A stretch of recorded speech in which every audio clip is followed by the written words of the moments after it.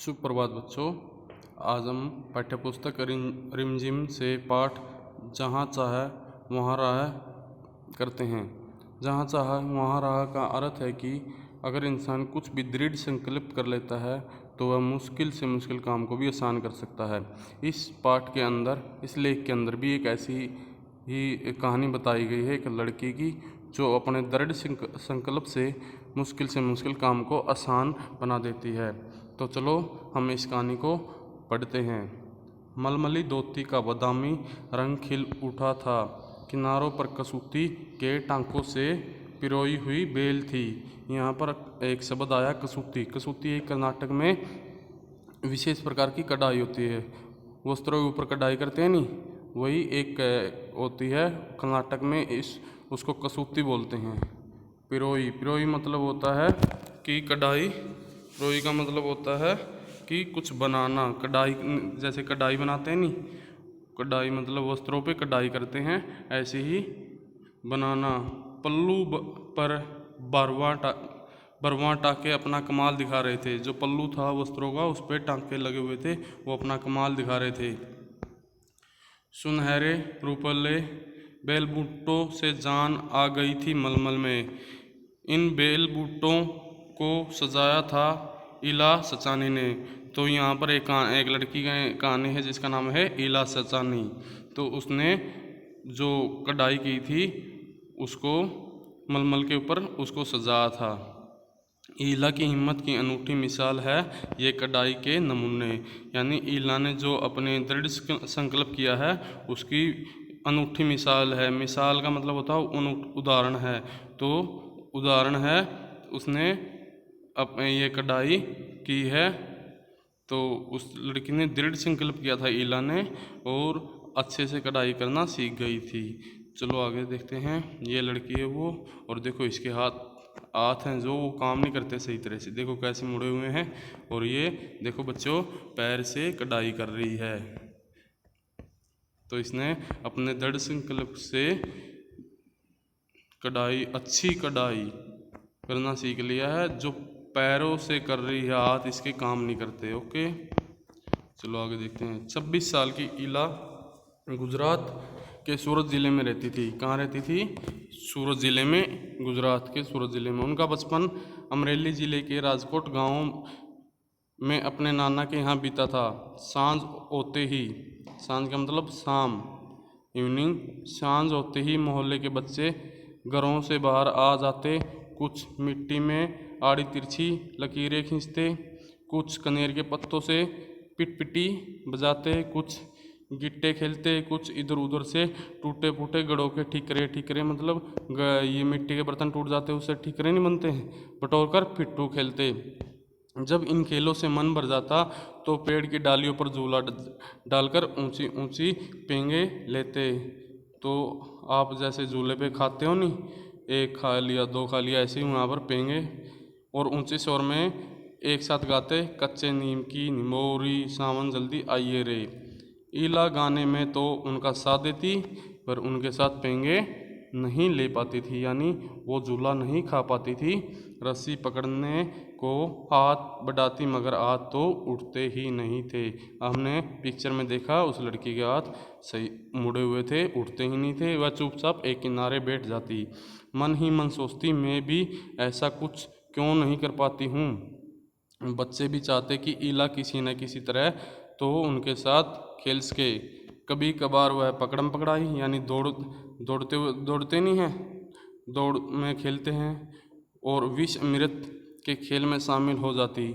साथियों के साथ जमकर दौड़ती, मगर जब धप्पा यानी पकड़ने की बारी आती तो फिर निराश हो जाती, क्योंकि उसके हाथ तो उठते नहीं हैं, धप्पा कैसे लगाएगी।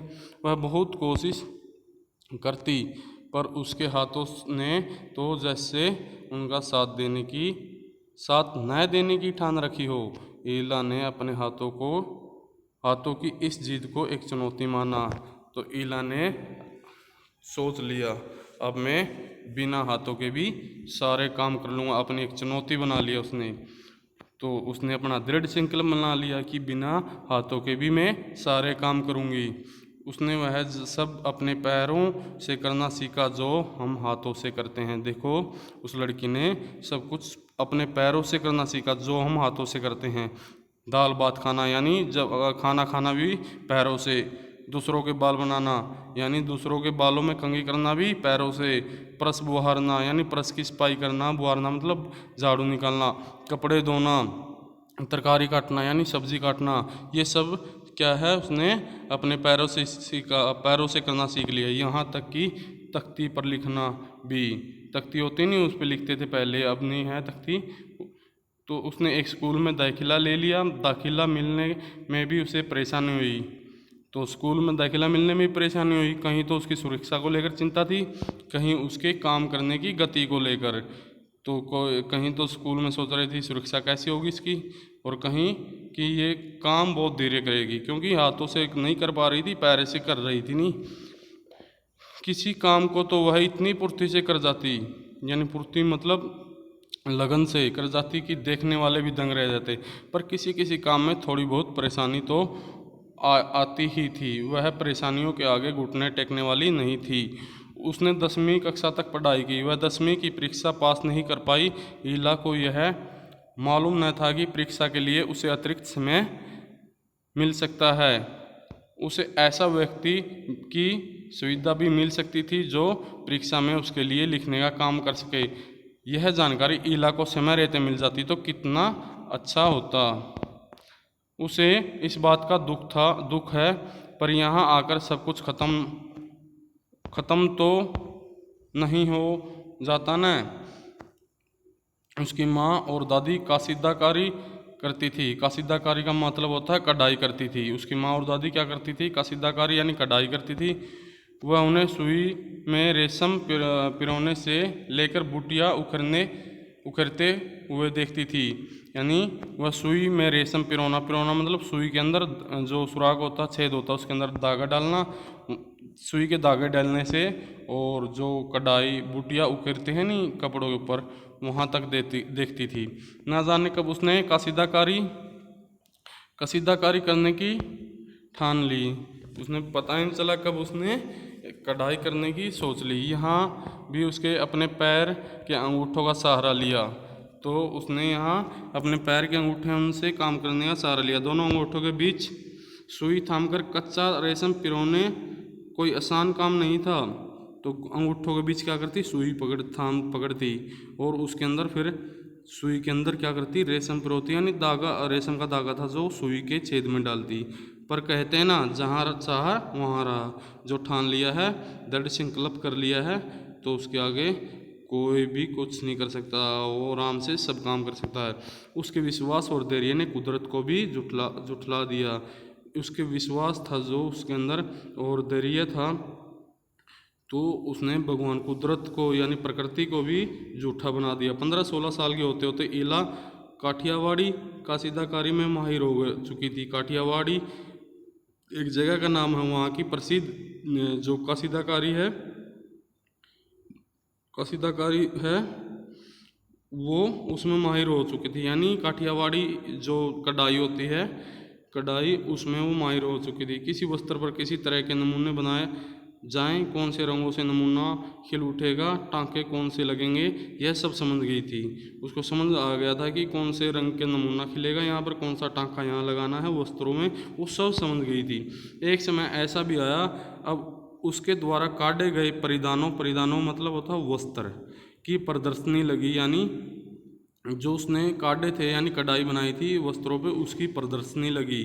प्रदर्शनी में कपड़ों को दूर दूर से लोग देखने आते हैं। इन परिधानों में काठियावाड़ के साथ साथ लखनऊ और बंगाल की झलक रहा था। तो इन वस्त्रों में उसने काठियावाड़ की कढ़ाई तो बनाई थी, साथ साथ में लखनऊ की कढ़ाई और बंगाल की कढ़ाई भी बनाई थी। ईला ने काठियावाड़ी टाँकों के साथ साथ कई टाँके भी इस्तेमाल किए और भी किए। उसने पत्तियों को चिकनकारी से सजाया था। डंडियों को कांथा से उभारा था। कांथा भी एक तरह की बंगाल की प्रसिद्ध कढ़ाई है। तो डंडी थी जो, उनको किससे सजाया था? कांथा से उभारा था। बंगाल की कढ़ाई बना दी। पशु पक्षियों की ज्यामितीय आकृतियों को कसूती और जंजीर से उठा रखा था। पशु पक्षियों के भी डिजाइन बनाए थे उसने। पारंपरिक डिजाइनों में यह नवीनता सभी को बहुत भाई, तो उसने नए नए डिजाइन निकाल दिए। ईला के पांव अब रुकते नहीं हैं, आंखों में चमक, ओठों पर मुस्कान और अनूठा विश्वास लिए वह सुनहरी रुपैली बूटियां उखड़ते थकती नहीं है। अच्छा बच्चों, यहाँ पर ये अपना जो लेख है जहाँ चाह वहाँ ख़त्म होता है। तो इस लेख से हमें क्या शिक्षा मिलती है कि व्यक्ति, अगर इंसान कुछ भी अपना दृढ़ संकल्प कर ले तो मुश्किल से मुश्किल काम को भी आसान बना सकता है। इसी तरह तुम भी अपना दृढ़ संकल्प कर लो, 5th क्लास में अच्छे से अच्छे नंबर लेकर आएँ। तो ये एक वीडियो है, इस चैप्टर की इस वीडियो को ध्यान से देखो और उसके बाद अपनी पाठ्य पुस्तक रिम जिम से पाठ 5 को अच्छी तरह पढ़ो। कल इस पाठ के ऊपर तुम्हें इसके अभ्यास के प्रश्न मिलेंगे। ओके, धन्यवाद।